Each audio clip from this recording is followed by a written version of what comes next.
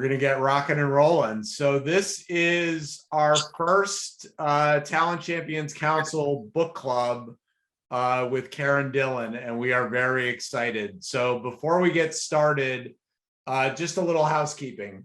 So we have, obviously, we're starting off this book club with Karen. She is a very, very tough act to follow, but we've got 11 more lined up for you guys. So it is February 1st. So the book that we are choosing to read in February is Dana Cavalia's new book, Habits of a Champion Team, which is the follow-up from his first book. For those of you who don't know, Coach Cavalia was the performance coach for the New York Yankees for 12 years and is a great friend of the Talent Champions Council. So we're going to be reading this book in February, and Dana will be coming on and talking about it in March. We're following that up with Jason Redman's book, Overcome, which was another bestseller for him, coming off of his first book, The Trident. Jason is one of the most decorated and famous Navy SEALs out there, and his story is absolutely remarkable. So this is March, and we'll talk about this in April. And then I'm just going to give you the next one. We've got Kim Scott's book. It's a classic called Radical Candor. Absolutely phenomenal book. Has sold, I don't know, many, many, many books. And we're excited to bring Kim on for our fourth book of the year. And then obviously we've got the balance already scheduled. Also, our Conversations with Legends series, just to give you guys an update, February 8th, we have Antonia Hawk. Antonia is the global head of the Ritz-Carlton Leadership Center, and is just an amazing person. She just posted on Instagram. She's been climbing huge mountains for the last week or so, which is her hobby. So I'm sure we're going to talk business, and we're going to talk a little bit about her affinity for extreme adventures. We're following up Antonia on February 22nd with David Meltzer. David is a legend. He owns Sports One Marketing along with Hall of Fame quarterback Warren Moon. And then on March 22nd, we have Kate Luzio. Kate had a very, very storied career as an international banker at some of the biggest banks in the world, and is now running Luminary, based in New York City, which is an absolutely phenomenal place and great organization. And then I'll give you guys a sneak preview. We just wound up getting Joe Foster. Joe is the 85-year-old founder of Reebok. And Joe is an absolute legend. He just wrote a book called Shoemaker, which is the story of his grandfather building J.W. Foster, which, if anyone's watched Chariots of Fire, was prominently displayed in Chariots of Fire. And then in 1958, Joe started Reebok, which at one point surpassed Nike. So you talk about a legend. We're going to be joined by Joe Foster, and the date is to be announced. But today is a very special day. Our guest I met almost a decade ago at a LinkedIn conference in San Francisco. They were launching a new product called Sales Navigator, and they brought in some amazing people to speak to us because we were kind of the guinea pigs who were trying out the product for them. And the one that probably left the biggest impression on me was Karen. And Karen was there at the time to talk about what was then her brand new book that she had written along with two other colleagues, called How Will You Measure Your Life, which is the book that we're here to talk about today. So Karen has had an incredible career, former editor of the Harvard Business Review, former editor of Inc. magazine, In 2011, she was named, I think, one of the most inspiring and influential women in the world. So pretty impressive stuff. And she has written many, many books, all bestsellers. But we're here today to talk about a book that I would say is probably my most gifted book. So I gift this book probably more than any other book I've ever read. And I don't read a lot of books twice, but it was so much fun almost a decade later to read it again and get a little bit of a different perspective. So Karen, to say that I am thrilled to see your smiling face and to talk to you and for you to join us is an understatement.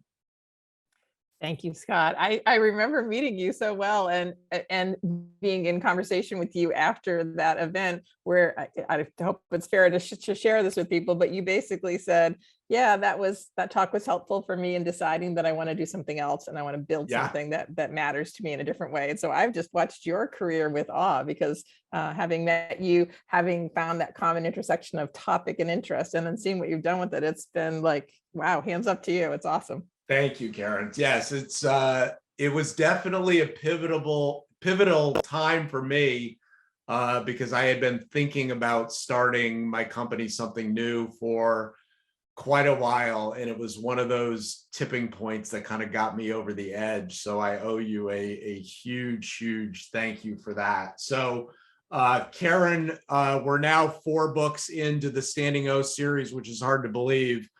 Karen wrote an absolutely beautiful essay about her colleague, Clay Christensen, who we're going to talk about today a little bit. He was one of the co-authors of How Will You Measure Your Life? So that was one of the starts. So, Karen, and just a note for everybody, we're going to do about a half an hour and then we'll open it up for questions for you guys. So you can ask Karen anything about, her life, How Will You Measure Your Life, or any of the other incredible books that she's written. But, Karen, let's start with, Clay Christensen, in my mind, he's a Peter Drucker type, just an absolute legend, and passed away, I think it was January 23rd, 2 years ago. Yeah. And I know that you wrote about him beautifully in Standing O and your TED Talk. I love how you talk about you had this meeting with him and you quit your job. I think you sold everything, and I think you moved to London, something like that. Tell us a little bit about working with Clayton Christensen and kind of that pivotal moment for you that ultimately led to, this book, which is just absolutely one of my all-time favorites. Sure. Thank you for the opening. That was very kind. So yes, all that's true, as crazy a story as that sounds. So I'm guessing, like many people on this call, I would say a type A career person. I graduated from grad school and literally took on the train from my home in Boston to New York, like a week later. And that was the longest period of time I think I allowed myself to take off between, grad school and starting my job. Then I was sort of in on a kind of, straight line career to get to my goals. And I eventually became the editor of Harvard Business Review, which was in fact a great job, a job I loved, but it was a very consuming job. And I had known who Clay Christensen was because of my position at Harvard Business Review, but I didn't know him, except for that he was rapidly becoming sort of the most respected, or one of the most respected, management thinkers in the world at that time, most famous for his book called The Innovator's Dilemma, which he created the theory, or came up with the theory of disruptive innovation, which is the idea of how small startups can really go on to disrupt big industry incumbents. And it was so successful that it was the only business book that Steve Jobs kept on his bookshelf. It was the only one that he cared about, and he's gotten all kinds of honors. So I knew who Clay was because of that, but I didn't know him. And when I was the editor of Harvard Business Review, that time period, it was spring of 2010, we were putting together a double issue for our July-August double issue. And as the editor, you're always looking for one easy article to add to the mix as opposed to a hard one. And sometimes working with academics can be hard. And I randomly came up with this idea, and called around to different people to kind of come up with ideas that it might be interesting to look at the class of business students that were about to graduate from Harvard Business School in June or May of 2010, because that particular class had applied to business school pre-recession, started at the business school, and then almost immediately the world, fell off a cliff. And so I just thought it would be interesting. You've had these 2 years of being somewhat hermetically shielded from the world.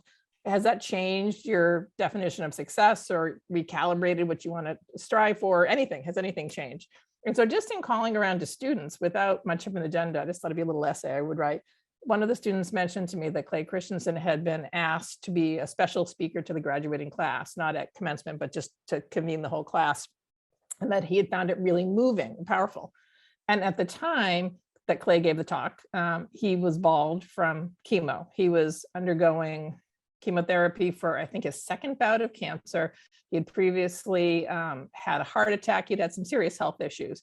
And I knew he gave a kind of commencement, like go out into the world, address the students. And I didn't even really ask that much about what it was about. I'm like, perfect. I can figure out how to turn that into what we used to call the grads and dads season in the magazine business, about, sort of May, June, Father's Day and graduation, pearls of wisdom to pass on to you. So I called Clay's office and asked if I could come over. And then what I now know in hindsight was incredibly unusual. He said, yes, he had time pretty quick, because I realized later that he was the most busy man in the universe. So I went over there and I digital recorder, and I was kind of like, let's get on with this. What'd you say? So I could turn it into an essay. And in the hour and a half, I ended up sitting in his office talking about what he had talked to the graduates about, the soon-to-be graduates about. I just had kind of a personal road to Damascus moment. Everything he said just was clicking. And after I took my little digital recorder and walked out of his office, I went to the Harvard Business School parking lot and literally stood by my car for like 10 minutes trying to think about, like, not putting my keys in the door, not clicking my car yet, like, what had he just said? And that was the beginning of that sort of really big changing point in my life, where I started to re-examine all of how I was living my life, and ended up, as you said, a year later with goodwill. I took a year to do it, to think about it, discussed it with my husband, with my family. I ended up resigning from being the editor of Harvard Business Review, and we moved our whole family to London, my husband's native London, to give our girls that experience, to just have a point of view in the world. So I did a kind of walk away from a job that probably was the pinnacle of my career in conventional terms, to thing that other people didn't understand, but that ended up becoming really personally meaningful to me. So because of that meeting with Clay, I changed everything. And then it ended up becoming a decade of collaborating with Clay on that, and then some other books as well. It was one of the most profound changes in my career and one of the most meaningful. Love it. Love it. When you were putting together How Will You Measure Life, what did you want people to take away from it? I thought Clay's big idea was the reason it struck me. Clay gave that talk at the time. It was always a version of what it was his last class to his students. And the idea was, I've spent this entire semester term giving you the best business thinking I know for you to use in making decisions in your business. But I'm going to tell you something that's more important. Use the best thinking that you have, that I can give you, that you can get from elsewhere, to make good decisions about your life. And it was the idea that for so many of us, for his students, and then all the way beyond, for me in middle age, you don't stop to think about what you're doing. You're kind of on this trajectory of more, faster achieving. And you never pause to say, wait, what again was my goal? What did I say mattered? You just kind of, you go, the train's left the station. And I just thought it was really important. He thinks it was an important message for graduating students. I personally found it as or more important, maybe you can relate to this, Scott, to be a more middle-aged person having achieved enough to say, wait, is this still going to make me happy for the next 20 years or 30 years? And pausing to do that, I thought was really, really important. And he caused me to do that in that conversation. And that was, was work-life balance a big, I don't think it was talked about nearly as much as it is today. And do you see the book as kind of a roadmap to constructing a life where you have that balance? I do, and I did at the time, but at the time, the personal thing that hit me as I was sitting next to that at my car, which was so real, is my daughters were then, I can't remember, let's just say 8 and 9. And for years, when I would come home from work, whatever time it was, if they were still awake, and they often weren't because it was that life, I would drive into the two car garage, pull in, and then my kids would make a habit of like hiding in a different way, in the laundry room or in the downstairs bathroom and jumping out in some goofy way. And it was always part of our fun ritual. Mommy's home. And it was just delightful and wonderful. As I was standing next to that car, I realized, you know what, they don't do that anymore. And part of it might have been age, but I didn't think it was entirely. I thought it was kind of like, all right, they sort of expect that I'm not going to be there that much. And it's not maybe so joyous for them when I come home. And it really just kind of hit me that I would have told you that my children, my family were the most important thing in the world to me, but I didn't think in hindsight, really, my actions were showing that. And it was just a reevaluation of, this is Clay's famous theory, is your strategy is formed in how the choices you make every day, your resource allocation process as a company, right? Where do you direct your employees to spend their time, company money, their energy, what's more important than something else. And my personal resource allocation process did not match what I had convinced myself was my strategy. And it was just the moment of, okay, so it was work-life balance, but it was as much what's really important to me, and am I expressing that in my actions? And I was at a place in my career where I felt like I could afford to juggle that, to calibrate that a little bit differently. Right. So I did. So in the book, and in many times when I've heard you speak, you talk about relationships, and how important relationships are. What would you say is one of the best ways to improve relationships?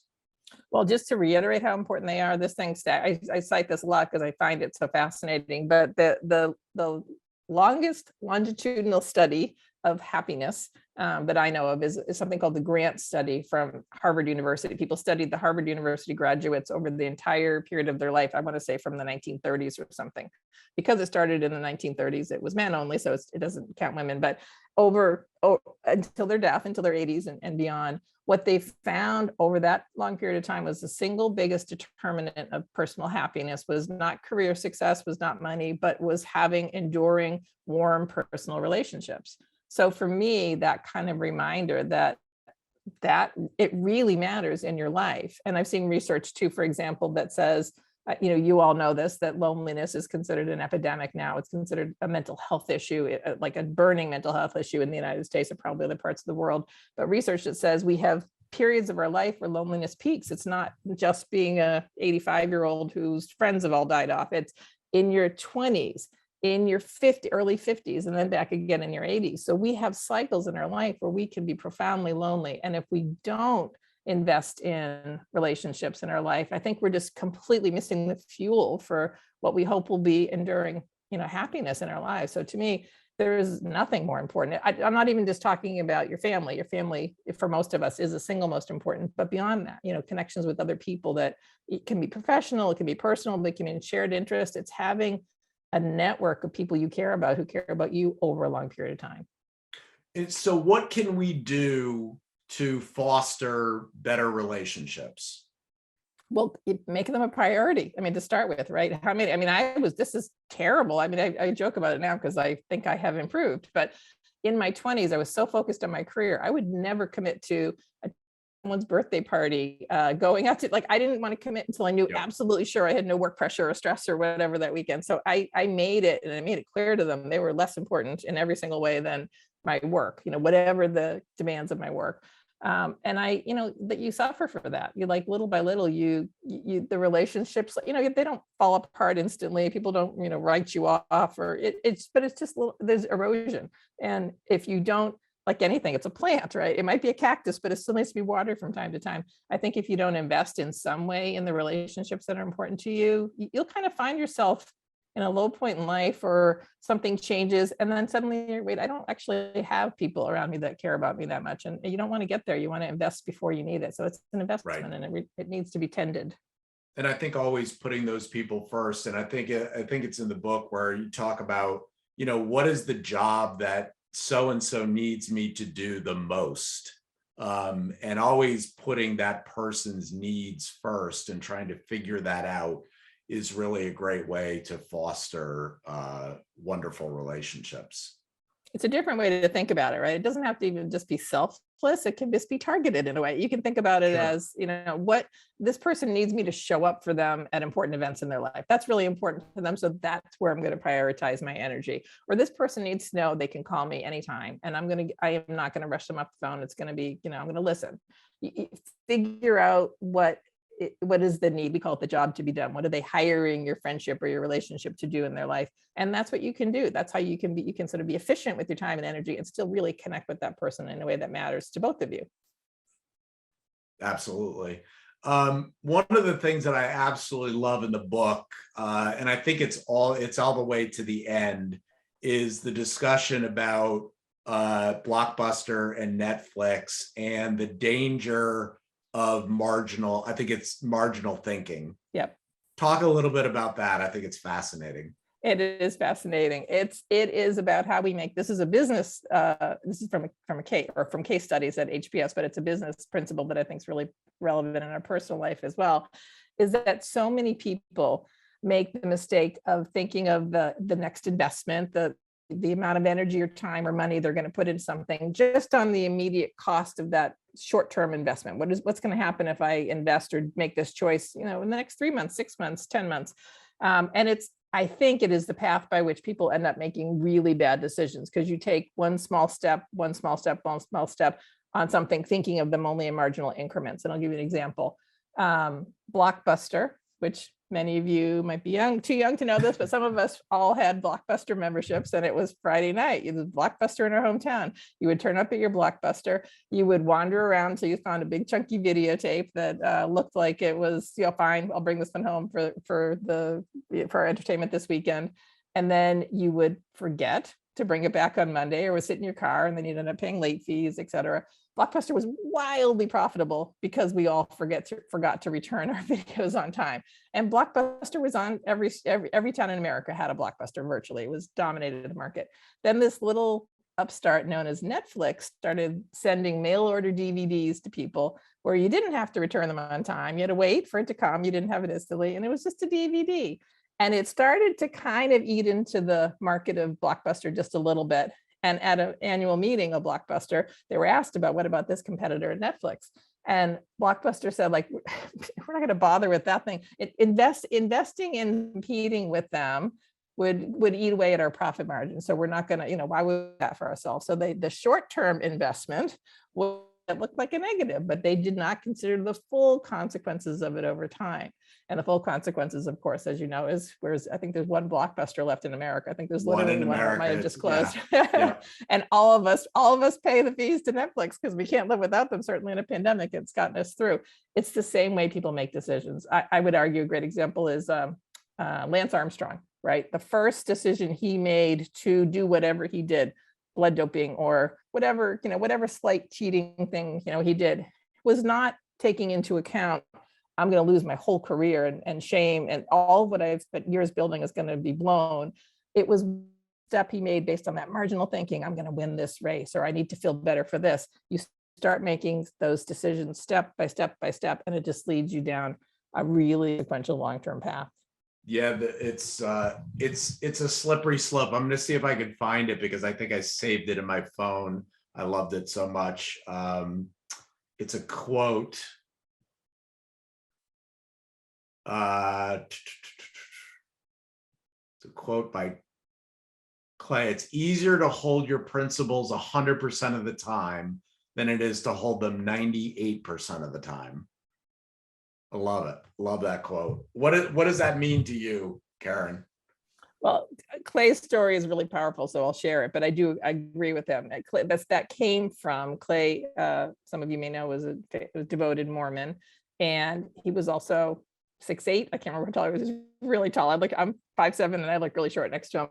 And when he was a Rhodes Scholar at Oxford, and he was recruited for a basketball team, and he was very good at 6'8". And they were in some competition where they were advancing, and he found out that the final was going to be on a Sunday, and that was for him a really important day of Sabbath. So he agonized about, should I play? It's against my principles. His teammates were all pushing him and they kept saying to him, just this once, man, God wants you to win, like just this once. And so he really thought about it.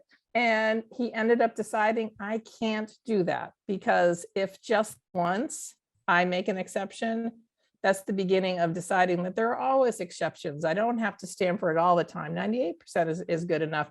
And when 98% is good enough, what's the 2% that you don't hold on to? It's hard and confusing. It's just a much clearer deciding what you stand for, and then standing for it, black and white, is a much easier way to live your life. And I think we all know that from the times we've been uncomfortable with judgment calls or gray areas. It's much easier to have a really clear line and know what that line is. It's your line. No one has to know, but your line, and then stick with it, than it is to decide what are the things that are exceptional enough to cause you to drop that boundary. So we're going to jump into Q&A in a minute, but tell us a little bit about what you're working on now. I mean, you're always working on so many fascinating things. What are you excited? What gets you excited now, and what are you working on? I've got 2 books I'm working on with 2 different people, one of which I'm going to interview you for shortly. The other one maybe other people might relate to. They're both things that feel relevant. One's particularly pandemic relevant. The one that's pandemic relevant is I'm working on a book that we're calling Micro Stress. And it's about the very real toll, not of the giant things in our life, but the 100 small things that come at us in a day that we, like frogs in increasingly hot water, don't even recognize the toll they're taking on us. So it's sort of about the way we work together and what we expect of each other, and how our brains are never allowed to turn off. So it's that one book on micro stress. And the other one is we're calling it the moments of truth of a leader. We're looking at what are the moments, and I actually would welcome anybody who has thoughts and they want to share with me on this. I'm just in the gathering phase, but what are the moments that really have tested and defined you as a leader? What happened to you? What was the principle at stake? What did you decide? And what were the consequences of it? And I would love to hear people's stories of anything from when was the moment you first knew you were a leader? Like by the decision you made, the choice you made, the way you responded to something, you're like, all right, I do have the right stuff to be a leader. I am a leader. What was the moment that you decided how you were going to handle adversity, or how you were going to respond to some bad news, or that you were going to, I love this Ted Lasso, I'm a Ted Lasso fan, that you're going to be curious rather than judgmental, and that led to something good. So I'm in the thick of both of those books right now. Love it. Love it. So we will be anxiously awaiting those coming out sometime, hopefully soon. Yeah, about a year for you, next spring, is that's how the crawl glacial pace that the book industry works at, but spring of 2023. Awesome. We are going to jump into a little bit of Q&A because I know people have lots of questions for you. So we're going first to sunny Florida. Alex, you're up with Karen Dillon. I love it. I'm such a fan. If you're any fan of Ted Lasso, is a fan of mine. I was not only a fan, I was an early fan. I was like, early if you look at my tweets, I was first like, I just love Ted Lasso. I think he's great. What we needed in the pandemic.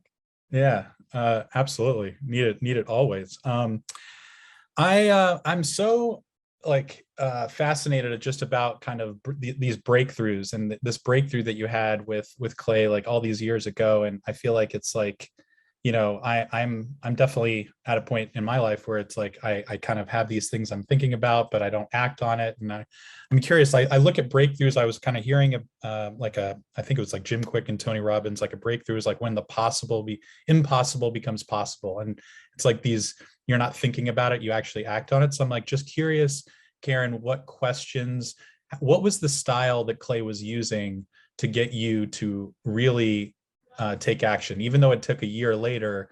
Why do you think you clicked? What are the questions he was asking? What was the style he was using for you to kind of see that in yourself? I'm just kind of curious. So Clay, as he almost always did, talked about theory, which to me, when I was the editor before I knew him, and I knew his big thing was business theory, I remember thinking, like, you could not have a more boring thing to talk about than business theory. And then when I met him and he talked about it with me through the lens of a theory, it just became what happened in my mind. And I know what he hoped people would do is you put a different set of lenses on your problem or your life or whatever you're thinking about, and you start to see it with the tool of that theory. So in Clay's case, his theory is always trying to explain what causes what to happen. If this this thing will definitely cause this thing to happen. And for me, it was just the recognition of, for me personally, it was the resource allocation process. It was, yeah, I mean, no matter if, I think an example, I don't know if he used this or I used this over the years, but Enron told, if you looked at their purpose statement, I can't remember what it was, but it was like, we believe in people, we make decisions of integrity, whatever it was, is something any company would be proud to have, but all of their decisions did not line up with that. It was very clearly they were reinforcing something else. So for me, it was the power of asking, what does that theory cause me to think about myself, and what causes what to happen, and how I am spending my time causes me not to have the relationship with my family and friends that I really want. So it was doing it from that perspective. The ability to act on it, or the decision to act on that insight, is something that took a much longer period of time. In my case, which I always tell people, I'm the ghost of Christmas future. You don't have to do what I did. I did a really extreme thing.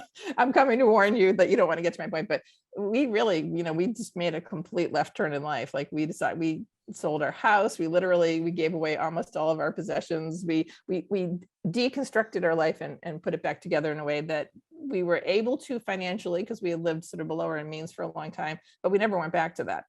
I have one car, I live in an apartment that I rent, I don't own a place right now. We made choices that allowed us to do that. But it took a year to kind of map out how we're going to do that.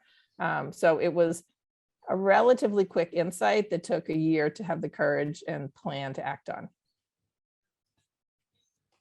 Thank you. Thank you. That's awesome.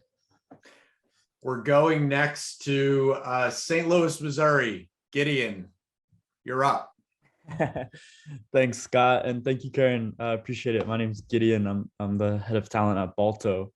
My question, I'll just go right to it. Karen, knowing like what you know now, of all the experiences that you've done, of all the books that you've written, like what would you have done differently, or how would you change your approach about writing?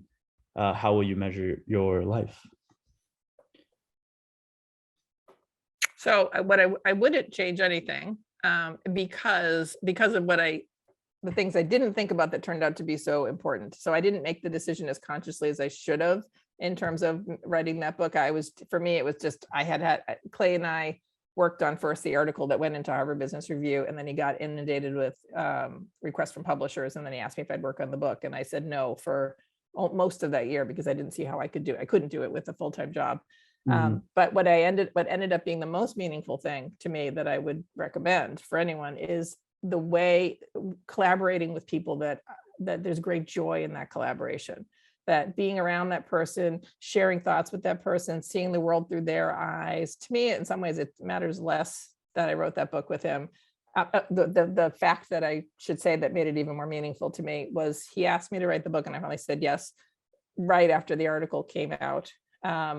But he had a stroke between when he asked me and when we started working on it, and the stroke was severely impacted his ability to speak and write, not think in any way. So Clay literally had to learn to speak again, and so I just felt like it was even more important that I help him get this message out. And so I just formed just such a bond with him, because I used to say I became his fingers. Like he could communicate enough to me, I could figure out what he wanted to say, and then I could put it in the keyboard. So to me, the collaboration was much more important than the product. And I almost always think that's true, is that collaborating with people who challenge you, who make you grow, where there's purpose, there's mutual purpose, that's worth everything.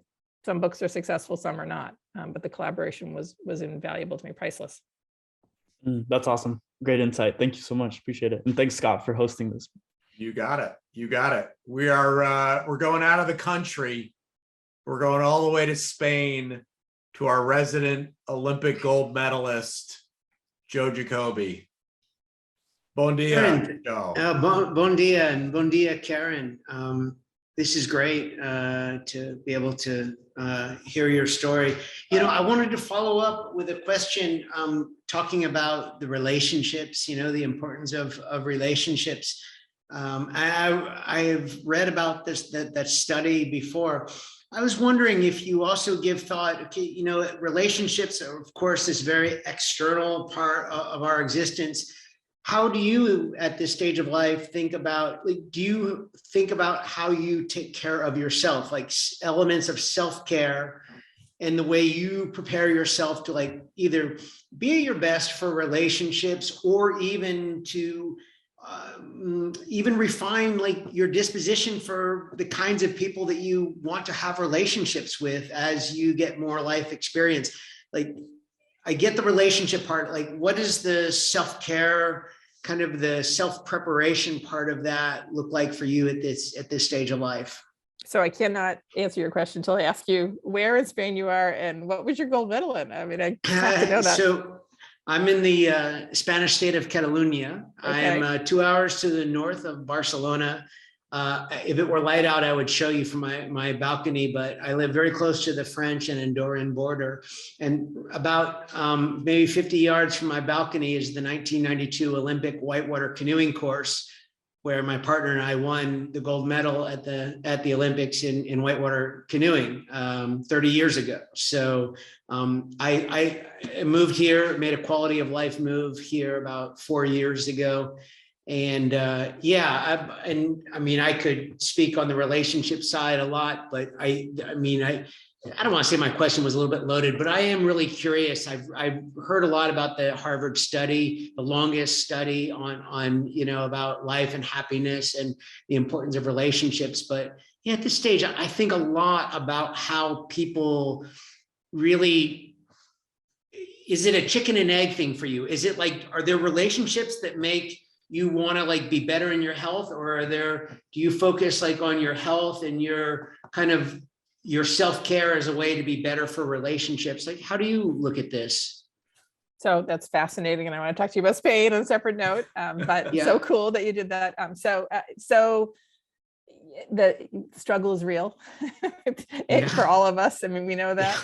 I will tell you the thing I think I've gotten good at and the thing that I'm not good at. And the thing that I've gotten good at since that time, and it's really hard for me because I am naturally interested in ideas and shiny objects and people and things, but I have tried really, really hard to be present in the moment when I'm with someone, whether it's on the phone, whether it's in person, whether it's on a Zoom call. And that's hard, right? We can all multitask on Zoom calls, and it's okay if you are. I'm not judging, I'm not looking at your eyes, but there's something really powerful about actually being in that moment with the person, both for you and the person, right? You remember what you talked about.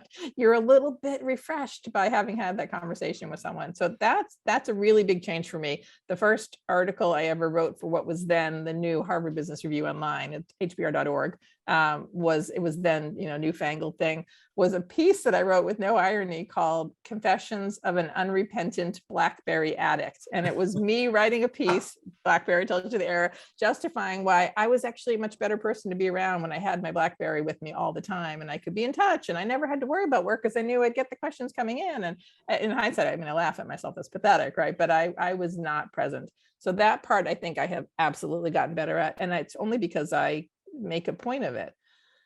Self-care, any working parent, especially working moms, I can suspect will tell you it's really hard to put yourself first, and that struggle has been real for me in so many ways. There's an expression that I love that's really hard and sad but true, is you're only as happy as your most unhappy child. So I take on the burden of whatever happens to my kids in ways that probably are not healthy. But at my age and stage of life, I'm 57 now, I have started having really close friends get sick or die. I was actually one of my really good friends just got diagnosed with a really advanced stage of melanoma. And I was thinking he's my third very close male friend from college who is in jeopardy, is in really serious health jeopardy. It does just make you, there's smelling salt there in that can't wait, if you're not around to. So it is a constant challenge, but I think it's really, really important. And I'd love to learn from you, to be honest with you. You sounds like you've done that in a deliberate way. And that's really powerful to share because it's hard. I would be happy to chat with it more. Scott, if I could just take one very short follow-up. I'm really curious on this topic. Karen, have you read or worked at all with Oliver Burkeman and his book, 4,000 Weeks? It sounds like I just finished the book. There seems to be a little bit of connection between what you write about with Clay and some of what Berkman gets at in 4,000 Weeks. Is that a book that you're It is not, familiar no, with? and I'm curious about it. Well, 4,000 Weeks it's about the length of an average human life that kind of lives out a full life. It's 80 some years. And the book is called 4,000 Weeks, Time Management for Mortals, which is a little bit of a joke. It's a very existentialist kind of, not very, it has some existentialism kind of built into, purpose, ideas, what we're doing, what this idea of being more efficient, more productive, but kind of really turning that back on itself. And, Berkman is a British guy who's been living in New York for a while. And yeah, he really seemed to hit on this idea of, what we're going to do with our time here in a really fascinating way. I think he's done a great job. There's a couple good primers. One of the best one I've come across, he did a great conversation with Krista Tippett on being on NPR. That interview is really good. I had heard Berkman a few times, and then I heard the Krista Tippett interview, and I'm like, I'm buying the book, and I read the book, and it's outstanding. But it sounds like there must be some overlap between this idea of, what we're going to do with our time, and, and him putting out an amount of time and the way we look at it, Right. and, and giving us some thoughts about, what, to kind of not hold the grip so closely. Like, how do we sort of hold it a little bit more loosely, a little bit more gently? Very interesting read. One of my favorite reads in a long time. I will definitely, that sounds really fascinating. I will definitely get that. And I would just say all of us probably have the sense if we're good enough at this or not yet, based on the past 2 years, right? Did we have people in our life who were, it came clear to you who was important to you and who were you important to in the pandemic, right? Who did we stay in touch with? Who did we find ways to be connected with? Did we have outlets for, the connections we needed during the pandemic when, who did you care enough to want to see, and who cared enough to want to see or, go through the protocol to be able to see someone? I just think we've all had kind of a litmus test of how are we doing? And, you may like your answer or you may want to improve it. And I think that's kind of a powerful thing to think about. Yeah, love it. Would be happy to continue the conversation. Yeah, no, I'd love. anytime, I should tell you, my husband's family is originally from Galicia, so I've been in Spain a quadrillion times, and I would love to hear your experience of retiring there. So the Galicians do very well in canoeing. We've got a few that are living. This is the National Canoeing Training Center for Spain, so we've got a few Galicians that are living here. And the first race of the year in Spain, the canoeing race, is always in Galicia. So yeah, great part of the country. One part I'd like to spend a little bit more time myself. Awesome. Yeah, thank you. Feel smarter already. So we're going to somebody. She does not have an Olympic gold medal, but she does have a Dundee Award for the cleanest home office desk, or that's what she claims. This is true. Yes. We're going to Kathy in Florida. Hey, thanks, Scott. And thanks for putting this group together. I'm always so glad every time I see the next person who's been asked to speak. And so, Karen, it's been such a joy just to listen to you and just to kind of hear those, those data points and takeaways. So you mentioned a little earlier, I guess the thought is, not compromising or not feeling like you should compromise any type of, either personal ethics or business ethics, or feeling like, or either feel like you're compelled to do so, even if it's by the smallest margin. And I guess my question is, and I would be disingenuous if I said I have never been challenged or didn't feel like, oh, if I just do this, maybe I'll get ahead or whatever. And it just seems like there's always some hill that that she could die on. There's a million hills you can die on every day. It's like, well, you got to pick the ones that are either the most paramount. But it just seems like with the amount of just all of the details that you have to share about yourself online, and every time that you talk to a potential this or that, it just seems like at some point, it just feels like, okay, where, either the lines got blurred or, did I cross it or, and at some point it's like, well, where do I worry about just sticking the flag and saying, okay, I'm not gonna, I'm either gonna charge on that hill and die on it, or I'm not gonna worry about it. And, and it's obviously it's gonna be different for every person, but that was just my question. I don't know if I asked it in a way that made Yeah, sense. no, I think your question is a good one. I don't, I'm not perfect. I've never been perfect, right? We can all look back at moments in our career where we're like, was that ethical, or was that, should I have done that? I used to have a boss, I won't say which company, who had me put things on, let's see if I remember, me put expenses for like lavish dinners or things on my expense report, which he signed, but it was, was our way of getting it through to, it got approved because he approved it, but it was his decision that we went to the fancy place or whatever. I don't know, no, I don't know if those were the right decisions. And in hindsight, I don't know the answer to that question, but I do, they say it's pornography, it when you see it. I do think you kind of know when something is really over the line for you. And the other thing I do think is that if you don't think about it, you won't ever have an answer to that question. Maybe there isn't an easy answer to that question, but if you to some extent decide what that, where are the areas that you're uncomfortable, and you have the courage sometimes when appropriate to speak up. I think that's, that saying is really true. The necessary condition for evil is for good men to say and do nothing, or whatever the expression is. I think that's true in all kinds of decisions in our life. So having courage, sometimes, not all the time. You don't have to be the whistleblower on, somebody leaving the office early to go to a movie, or, whatever. Just decide where things make you really uncomfortable. But if you don't think about it, then you become the frog in the boiling water too, right? It's just, oh, well, just this once, or we did that last time. Once you start moving the line gets really far from wherever you maybe once thought it was. And every time you move it, it doesn't seem like a big deal. Again, that struggle is real too. But I think if you at least try to think about it and try to, it's like live your life as if somebody was going to go back and scrutinize it. Could you justify it in some way? Could you say, this is why I did it? It felt like the norm. I, saw something happening with others. Or would you say, I never felt comfortable about it, but I just sort of went along with it. And I don't know, it's very hard. It is hard. And we all live, there are so many ethical quandaries in everyday life, right? Just everyday life. But if you don't think about it, you won't even start to have answers to it. Good advice. Thank you.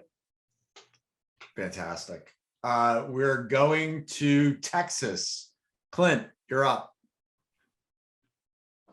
Hey, thanks, Scott. Hey, Karen, thank you so much for your time and meeting with us and all the wonderful insight you've shared. I have a couple of questions for you real quick.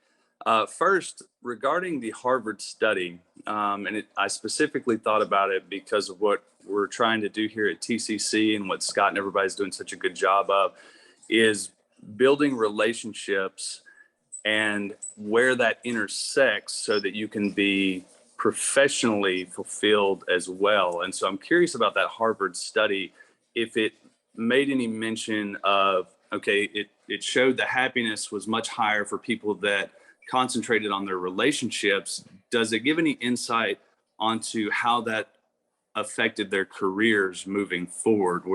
Was it proportional based on their relationship happiness and their satisfaction in their careers and how well they performed moving forward? And then just another fun little question on the tail end for me. What's the next book that you are reading or currently reading that you're excited about that you would recommend to us to check out, outside of the awesome reading list we have at TCC and the book club, of course? Well, you had some good books. I wrote down, some good books on your list. I'm impressed by what you have going there. So I don't actually, to tell you the truth, I don't know off the top of my head how much the Harvard study, the grant study, looked at that question, but I'll give you my answer to it and another bit of information that I think would be useful. I think people do better in their career when they're happy as people. I just think that happens, right? So if generally you're happy with who you are and how your life is overall at work and at home, I think you do better. I think you're more excited about going to work. You have more energy. I think feeling fulfilled in all aspects of your life turns into better work. I really believe that. I think we can all succeed more than we might realize if all of our life feels pretty good. But one thing that we did actually talk about in Measure Your Life, which I think is also really true, is trying to understand what really motivates people to do well at work. And this is useful for you as an individual and for you as a leader. And the most popular article in HBR for years was something that looked at motivation, basically I think it was called For the Last Time, what really motivates people. And it was describing motivation as being on two different scales, one that they call hygiene factors, and one that they call intrinsic motivators. And hygiene factors are what most people look at when they're trying to decide about taking a new job or a promotion or whatever. Hygiene factors are the things that are visible to other people, or you can put on your resume, your title, the prestige of the organization. Did you get a big salary? Did you get a boost? Did you get a fancy office, vacation, things like that. Those are good things, not that they're not bad things. But the hygiene scale, the author of this thing, a guy called Hertzberg, said was the whole scale of being fully satisfied with hygiene and not being satisfied was, I'm not unhappy with my job. That's the top of it. I'm not unhappy with my job. So if your hygiene factors are all satisfied, you may be not unhappy with your job. That's not the same thing as I am really satisfied and happy with my job. And that is measured on what we call the intrinsic motivator scale. And those are things that you have to think about and may not be as obvious on your resume. It's, do I believe in the mission of the organization? Am I given chances to grow and stretch? Am I respected by my peers and my boss? Do I respect my peers and my boss? Those intrinsic motivators, we think over time, play a much more significant role in doing your best work than the hygiene factors do. There's Daniel Kahneman, Nobel Prize winner, has done something for years. I think he calls it the happiness index, but there's a certain salary at which it changes a little bit year to year, over which people are no more significantly happy than under that salary. And it's not what you would think. I can't remember what the most current number is, but it's like 80,000. It's not 500,000. It's so once people reach a certain level, they tend to be the same, happy above it, but not more happy. So money only fulfills a hygiene factor. Those other things are much more important for the long run, I think, to be happy in your career. And that involves different kinds of things. And I think you succeed when you have the intrinsic motivators. I think that's critical. Love it. Love it. Hey, thank you so much, Karen. Love that. What's on your bookshelf? What are you reading? Actually, this is not a setup. I just happen to have it here. This is not one I'm actually working on something with, but it's called Beyond Collaborative Overload. It's a book. It's just been out maybe 6 months from Harvard Business Review Press. It's a book that explains why we are so overwhelmed. Our systems are all like frying out from the way we collaborate with each other. There's so much need for collaboration that it's created this like intensity of demands. And just the way we work on an everyday basis, we're just exploding with, needs for attention and time and connecting with other people in a way that's really destructive to our ability. It's our time and our ability to be effective. There's a piece of data in there that I don't remember the exact stat, but it's something like the mere act of being in a meeting and sort of quickly looking down at your phone for, a text came in. That by itself, if you just did that, would take like a minute of your attention. So just from looking down, thinking something about it, taking a minute to get back into the game. Well, what were we meeting about? So we have hundreds of those in a day. So it's about why we are not so effective because of the way we're collaborating with each other. And it's there's some really good strategies in there for how to be more effective in your collaboration to buy back some time in your day. Interesting. Very interesting. We are going next to Scott Garber in Colorado. Karen, first off, this has been an amazing session. Really enjoyed just your insight to everything. I have a question around relationships. So I'm doing a ton of work right now in the Web3 space. So where we're going. And, one of the through lines throughout this conversation has been present, happiness, micro stresses, right? And so I'm really curious, with your tenure in theory, how do we start to think about the relationship that we have with technology as it becomes more immersive and more reliant? And are we able to go ahead and recreate these same experiences in multiverses, in metaverses, in augmented reality, and do the same principles of humanity carry over? Or do we have sort of a blank slate where we get to maybe rewrite the script and maybe alleviate some of the faux pas and imperfections of humans? That's a really interesting question. And one of my former colleagues from one of my former magazines, a guy called Rob Walker, and he wrote a piece in the New York Times recently talking about how people, like the fundamental change in how we work has made that our human connections are totally different. And I said to him, I hope he does it, you need to do a follow-up piece on how do we then, knowing the reality of life now, right, that we'll do Zoom calls instead of being in person, how do we make those human connections in a way, because it's not making it easy for us right now. So I don't really know the answer. I think it's really important. And I do know that some of the greatest innovation comes from struggles, times of struggles, right? And we're all struggling with the balance of being connected this way is awesome.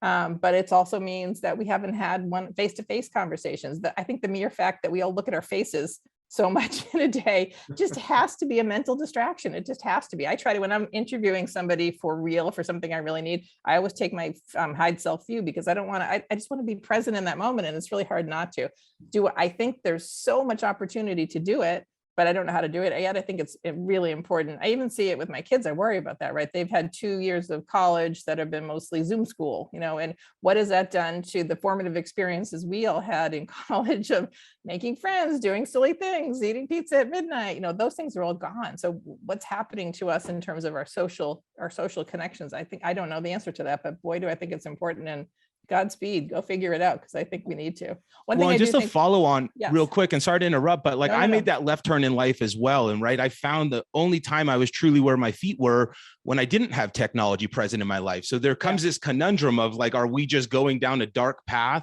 On yes, we'll be more connected, but is it a better existence, or are we really meant to be right where our feet are? And that's where happiness and not living too far in the future and being anxious, or too far in the past and being depressed, is that really the formula for what we're trying to achieve here as humans? So would love to continue the conversation. And if you have any insight, we're at a unique inflection point of sort of determining what the morality and ethics and how the rules of engagement take place in this. And I think minds like yourself and that theory needs to be, we need to take pieces that have really worked and start to implement them. So however that conversation manifests, would love to continue with you.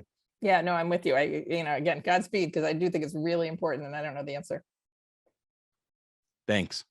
Phenomenal. You get an A today. You stumped Karen Dillon.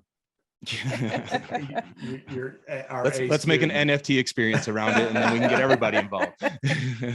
All right, we're going to end everything by going to upstate New York, 2 degrees out. It's been confirmed. We're going to Morgan. Thanks, Scott. Morgan. Hi, Karen. Appreciate you taking the time today. I'm going to try and give you a layup to take us home here. Going back to beyond collaboration overload. Certainly we've seen it, I'm sure, in our careers as well, filtering out all the noise. And it's already been, there've been plenty of studies, I can't reference them off the top of my head, that find that human beings do their best work, the highest quality work, when we have time for what they call deep work. Mm-hmm. That's why, for example, traditional brainstorming, where you shove everybody in a room, blank whiteboard, okay ideas, is actually not the best way to come up with great ideas and innovations. So personal question for you. How do you make space and time to do the deep work? You did set me up in a good way for this, because one thing that's become really important to me during the pandemic, so even more so, is that I do need, I write in my head before I write on paper. So for me to think about something, it's a walk. Or it's, my husband and I try to walk every day, and that becomes just such an important mind clearing time. And I literally sometimes I will grab my phone and go I just thought of my lead, or just whatever, just allowing myself to be in different environment, A, and B, not defaulting to all the kind of communication norms that we normally have. Maybe just pick up a phone and talk to someone, or brainstorm in a different way. I do think that time is really, really important. And I'm a huge fan of calendaring, DNS on the calendar, do not schedule that, really put it on, and put it on enough in advance so that it can be honored. You're not making it difficult for people. They see 2 weeks out, you can't, you want Friday afternoon or whatever. I think if you don't have it on your calendar, it will slip away. And I think if you don't have any time for deep thinking, reflection, for me, it's just thinking with fresh eyes. Almost sometimes it's when you're totally doing something totally different. Your mind works in different ways. I think that's critically important. And I think that collaborative overload might be coming at you all the time, and it's white noise all the time. And I think if you don't have that break, you won't get there. It's the tyranny of the urgent. No, I couldn't agree more. Exactly. I appreciate the insight there. Thank you. This has been an absolutely phenomenal hour, and it went by in what seemed like minutes. Karen, I can't thank you enough. You've been an encourager to me. You've been a mentor to me. It's just been amazing, the impact that you've had. Even though we're not on the phone on a regular basis. But the impact that you've had through your work and through the conversations that we have had have been really meaningful. So you coming on today has been absolutely a treat. So we are about 500 strong in our first year in 29 countries. And how can we as a community help support you? Well, I had a couple people. Todd, for example, said that they have something they'd love to tell me about a moment. I love, well, as you know, I love connecting with people. It's genuine. So if you either get my email from Scott or connect with me on LinkedIn, I would love to continue to have conversations with you. Anything that I'm working on that you're interested in, love to talk about it, and vice versa. I take great joy in being collaborative and helpful to other people. That's what I love about you, Scott. You've just been so fun to watch. And I think I told you, I hope you did, keep a diary, because you're going to have a great story to write about your journey at some point. Some kind of professional diary. But so thank you. No, I just love to be connected to you, and I'd love to continue the conversation in small ways as well. Awesome. Well, thank you so much. If anyone wants to hang out for a little bit afterwards, we always do like a little overtime.